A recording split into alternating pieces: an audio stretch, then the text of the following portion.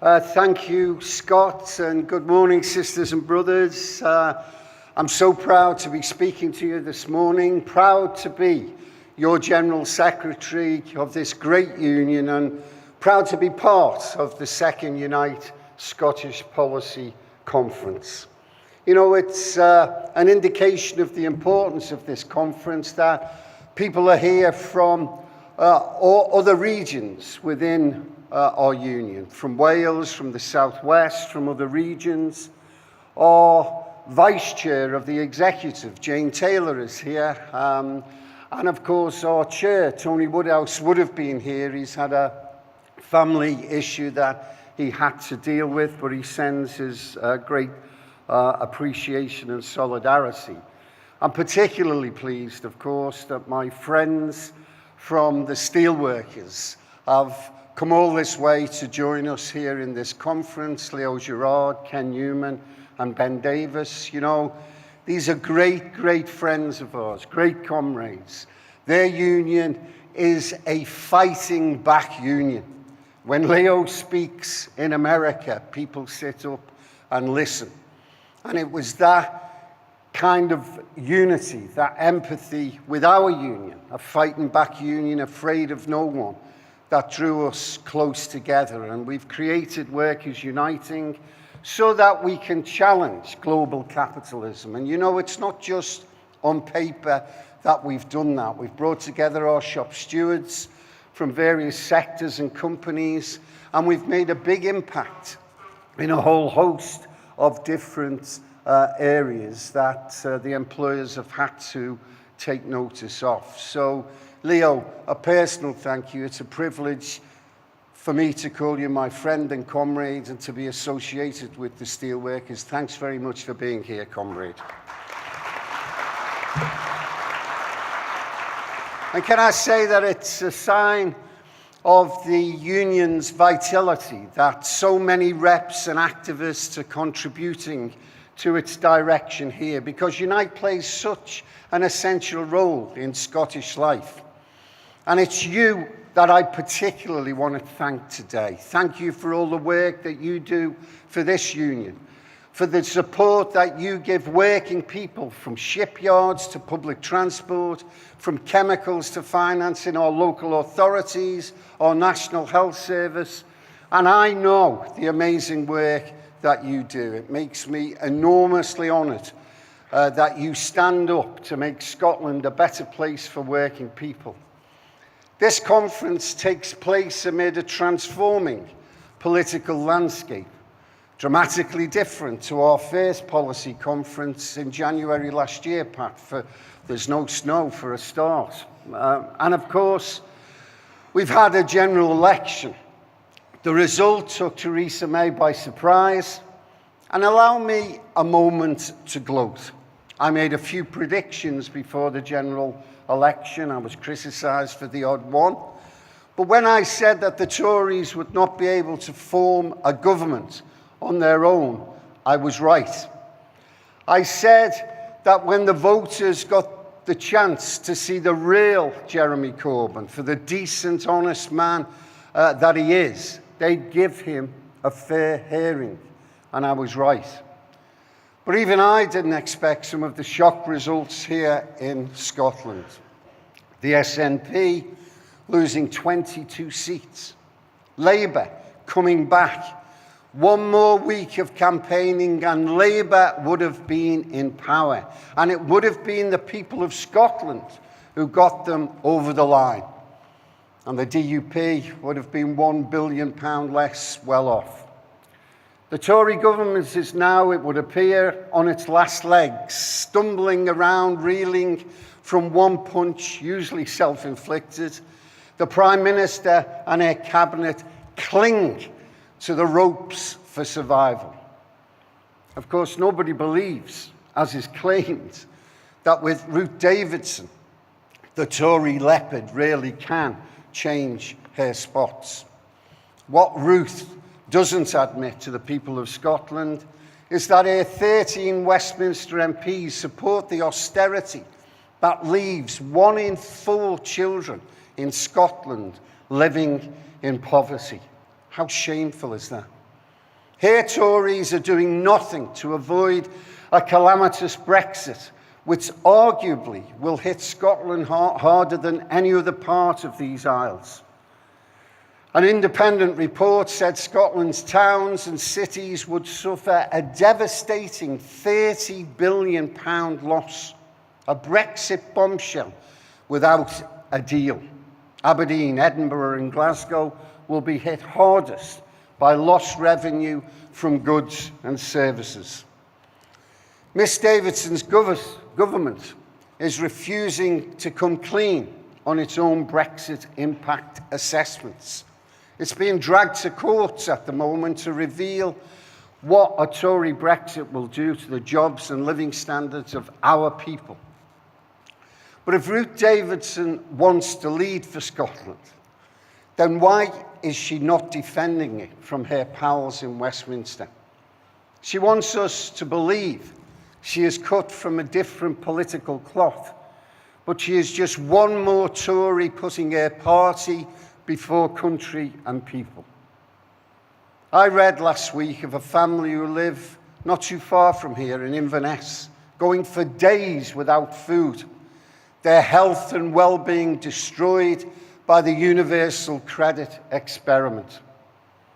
Ms. Davidson, your Tories sat mute in the Commons while the government schemed to ensure that the callous cruelty of the universal credit rollout can roll on. That's a dereliction of duty.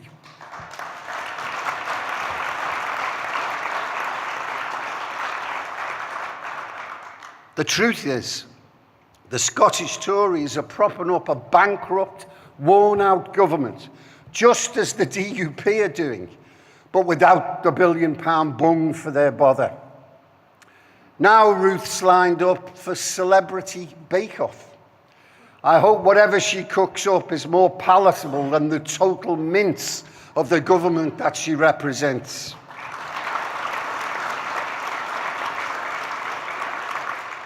Colleagues, the Tories aren't alone in their lack of ambition for Scotland.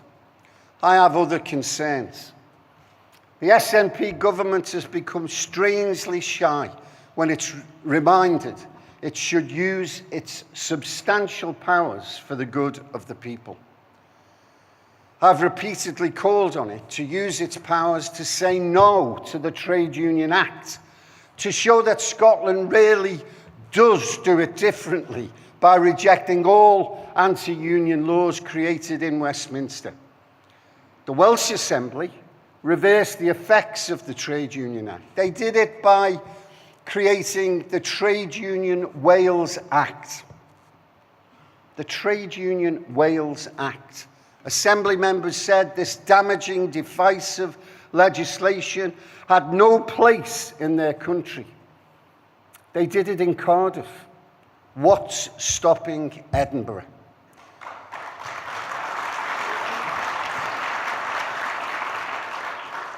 Hollywood's ruling party should also be using its considerable purchasing power to declare non-compliance with the spiteful Trade Union Act in public contracts. That needless, draconian act, deemed unfit for purpose by the government's own watchdog and likened to something akin to Franco's Spain by David Davis, is an insult to democracy. It should have no place in the running of any country's public services. It certainly has no place in a country of Scotland's stature. Now, I know and appreciate that many of our members voted for the SNP at the election, but I hope you'll understand that when its actions on workers' rights fall short of the promise of its words, I have to query the party's claims to be a progressive party, just as I have done, colleagues, just as I have done in the past to Labour governments. So I say to Nicola Sturgeon and her SNP government, do not do the Tories' dirty work. Get rid of that hateful act now and stand up to the bully bosses.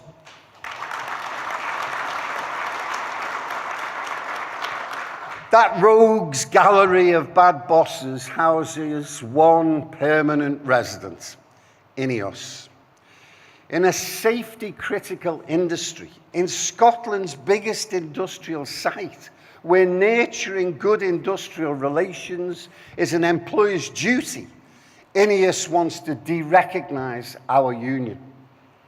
They won't get away with it, by the way. They also want to get their hands on the Forties pipeline, giving one man the ability to turn off the power at the flick of a switch. You know, it may be the stuff of nightmares, but it is real and it's happening here. I have to ask, what is happening in this great country, the cradle of our movement, when an anti-union company can call the shots, and to whom the Scottish government handed public money without securing guarantees that working people in Scotland would be well served? Where is the guarantees that should have been sought? I urge all of you to buy a copy of Mark Lyon's book, The Battle of Grangemount. It shines a light on power and its abuse in this country. It says to me that the Scottish government needs to do more to stand up for working people.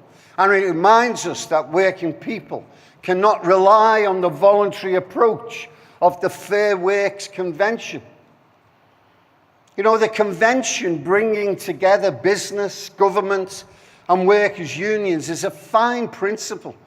It stands in stark contrast to the hostility to unions and ignorance of the reality of the lives of working people that we associate with the government on the other side of Hadrian's Wall in London. But when Ineos attacks Unite and its members, it flies in the face of the convention. When the Scottish government looks the other way, it flies in the face of the convention. When Lango Roch will not allow trade unions access to a public project, the Dumfries and Galloway hospital site, it flies in the face of the convention. The convention must show that good employers can thrive, not be driven to the wall by those all too eager to indulge in the grubby race to the bottom in jobs and pay. Bullies should be shown the door, not given taxpayers' cash and a place at the government's table.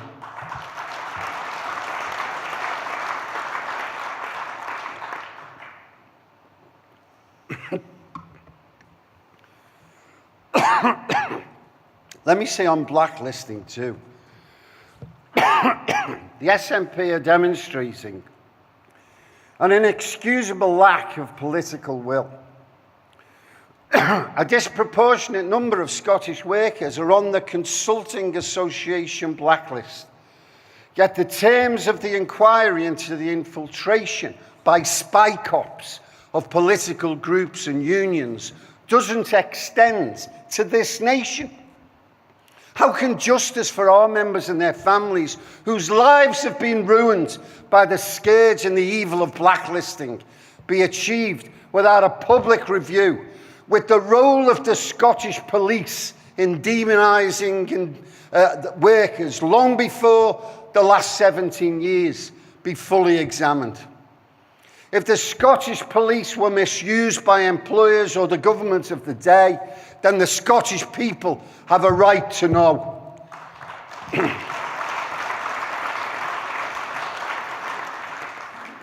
Sadly, the case is mounting for Unite and other unions to withdraw their support for the Fair Works Convention.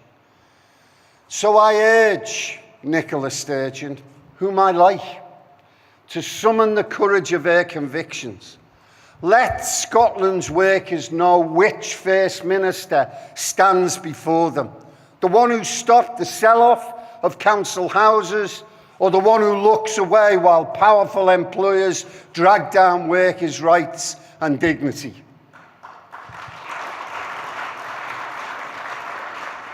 My criticisms of the Scottish government are, I hope, being taken for what they are, a concern that this administration is not standing up to Westminster or big business on behalf of ordinary working people. Clearly, the Tory party has no interest in doing this. And as dishevelled as they are, they will try desperately to hang on to power. That's why Scottish Labour needs a leader who speaks for workers. And we have one in Richard Leonard.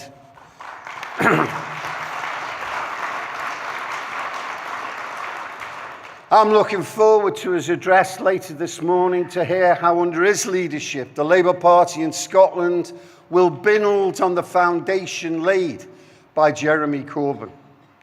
Pat has said that this time last year it looked as if Labour in Scotland had fallen off the electoral perch. Well, it had. But look at it now.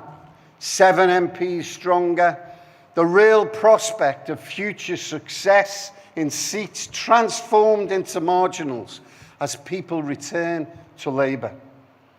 Yes, there's still a lot to do to rebuild from the 2015 wipeout.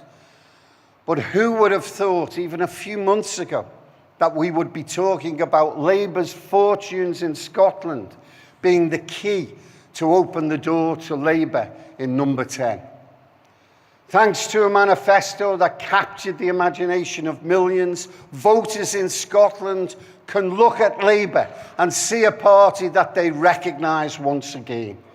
The party that built homes, helped our children thrive, put the NHS at the heart of our society, that stood up for and stood by the sides of working people whenever they faced struggle. That party is back. You know, colleagues, hope is infectious. It feeds on the sense that not only is change possible, it's actually coming our way. I sense this change when I meet members and non-members alike. People want to stop and chat. They want to be engaged. When offered the tired, weary, same old politics, no wonder they sat it out. But with something genuinely new on offer, they sit up and take notice. Just as people warm to the honesty and decency of Jeremy Corbyn, voters in Scotland can look at Richard Leonard and say, he's on my side. I'm really excited by some of the big ideas that Richard has got in his manifesto. A values-led public procurement strategy, where public contracts will only go to those companies who recognise trade unions, who don't use zero-hour contracts, and never to blacklisters. An industrial strategy that recognises the need for long-term investment in our infrastructure and a fair deal for workers, including better wages and tackling insecure work. That's why this union is backing Richard, to carry the standard for a revitalised Labour here in Scotland.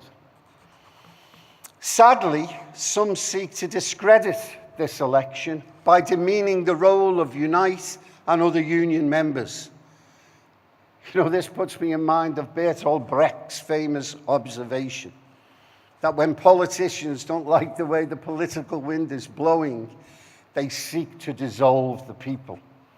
They don't like what the voters think, so they want different voters. To them, I say this. We have an exciting, real chance for change in this country, to reverse years of neglect and build a better tomorrow. Move forward with us, or move over and get out of our way.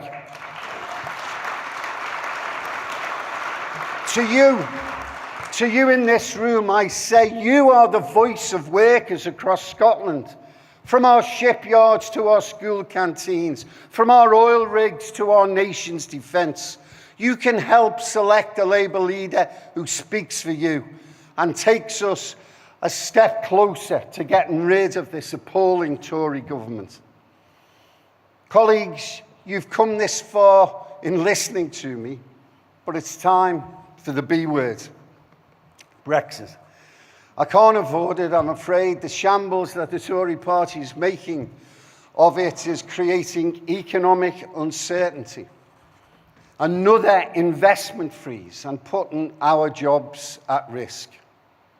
Day in, day out, reports come back from our shop stewards that tell us that promised models may not materialise, so there's no money for fair wage or training because business nerves are jangling.